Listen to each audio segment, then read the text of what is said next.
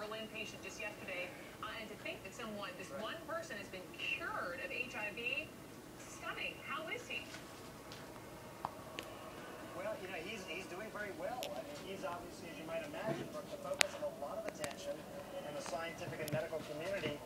His story is an interesting one, and it's an important reference point. He had HIV/AIDS for some time, was diagnosed with leukemia back in 2007. As part of his treatment, Brooke, he underwent bone marrow transplant. And they believe it was that bone marrow transplant that, in a way, sort of taught the cells in his body, the various cells in his body, to become resistant to the HIV virus. I did speak to him earlier. You were the first to talk to him today. Here's how he put it.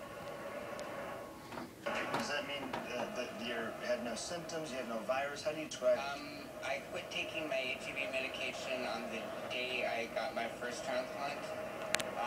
Unfortunately, the leukemia came back, and so I had to get a second transplant about a year later. And after the first transplant, I did very well. I gained muscle weight and went back to work, and everything was great. But the leukemia came back. My HIV was gone after like 3 months after the first transplant. Totally eradicated from my body. Completely gone. Now, as you might imagine, Brooke, doing a bone marrow transplant is not realistic for all patients with HIV/AIDS. The question people are trying to answer is what happened inside Timothy's body, and can that be replicated in some other way with the genetic therapy, for example? Scientists, Brooke, are reticent to use the word cure. I mean, it's not a word you hear thrown around a lot at a meeting like this, but they are with respect to Timothy Brown. He's not sick, he's not been on any medications, and he's, as he puts it, perfectly healthy. That's exactly what I thought yesterday morning when I heard about Tim Brown's story. Are we really using the C word, the cure word in this case? And so if they're using it at the conference, we're using it here on CNN. I know that his story is not typical. So tell me more about, I guess, this disease overall, the treatment of people with HIV. What can people hopefully look forward to in terms of breakthrough?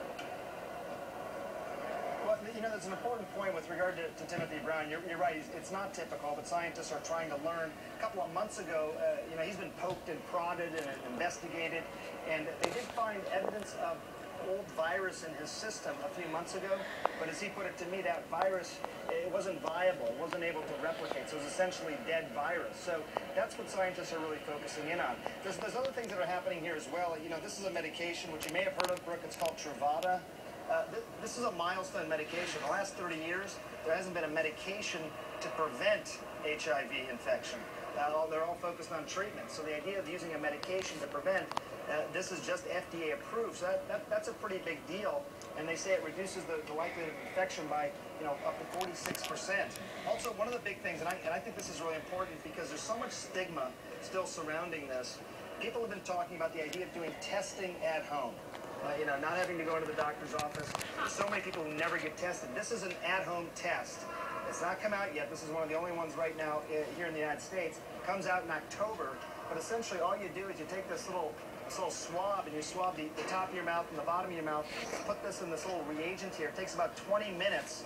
And with about 92% accuracy, you can tell if you are positive for the HIV virus. So this is, part of where the science is headed here, and these are some of the big developments at a conference like this, Brooke. That's amazing. I think so many people are afraid of going into the doctor's office and afraid of being out sort of in public and finding out. So we'll look for that in October. We're looking for breakthroughs. Dr. Sanjay Gupta, we appreciate you for us in Washington at that conference. And speaking of actress and activist Deborah Messing, you knew her, perhaps loved her on Will and Grace.